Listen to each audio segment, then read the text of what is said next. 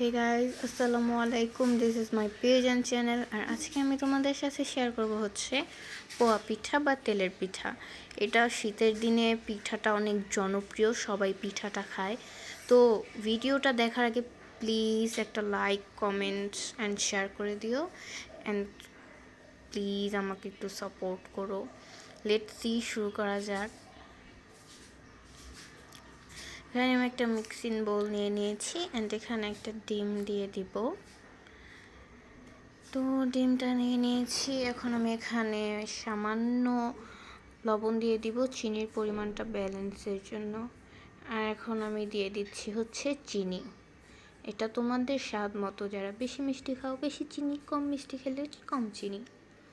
তো এটা এখন আমি ব্যাটারটা ভালোভাবে মিক্স করে নিব। তো দেখো, এটা আমি মিক্স করে নিয়েছি।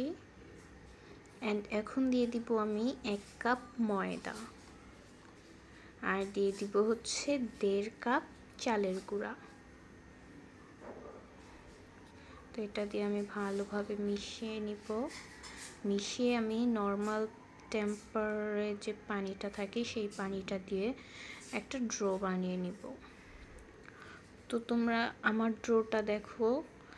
দেন আমার ড্রোটা কিন্তু অনেক আঠালো, আর যেহেতু এটা পিঠা, আঠালো ড্রোই তৈরি করতে হবে। দেখো, আমি তোমাদের ড্রোটা দেখাই দিলাম। ড্রো না, এটা লেটকা, তো ড্রো হয় না, যাই হোক একটা তো হবে। তো এখন আমি এটা ঢেকে এক সাইডে রেখে দিব।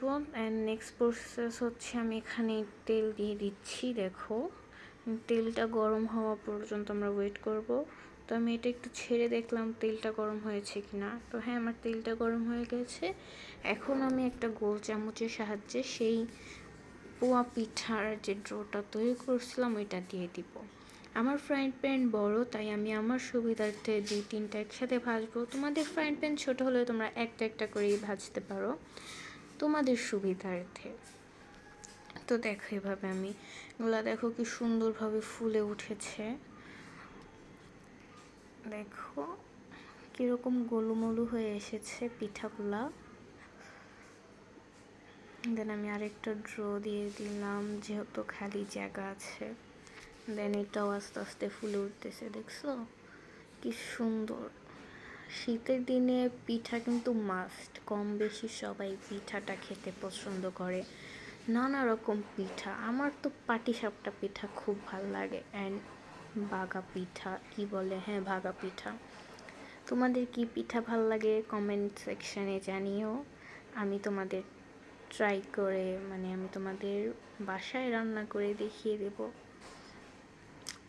তো দেখো, আমারটা অলরেডি ভাজা হয়ে গেছে, কি সুন্দর একটা কালার আসছে। তো দেখেই বোঝা যাচ্ছে যে আমার পিঠাটা হয়ে গেছে। আমি তোমাদের দেখিয়ে দিচ্ছি। দেখো, এটা এখন আমি উঠিয়ে নিব। এভাবেই আমি বাকি পিঠেগুলো ভেজে নিব। অ্যান্ড ভাজা হয়ে গেলে উঠিয়ে নিব। দেন এখন আমি তোমাদের সার্ভ করে খাওয়াবো। আর ফার্স্টে বলেছি, এখনও বলছি, এই ভিডিওটা ভালো লাগলে প্লিজ লাইক, কমেন্ট, শেয়ার করে দিও। আর প্লিজ পেজটাকে ফলো দিয়ে দিও। তো দেখো, এটা কত সফট একটা পিঠা, দেখতে পাচ্ছ তোমরা। আমি তোমাদের হাত দিয়ে দেখিয়ে দিলাম, এখন ভেঙে দেখাচ্ছি। এই দেখো।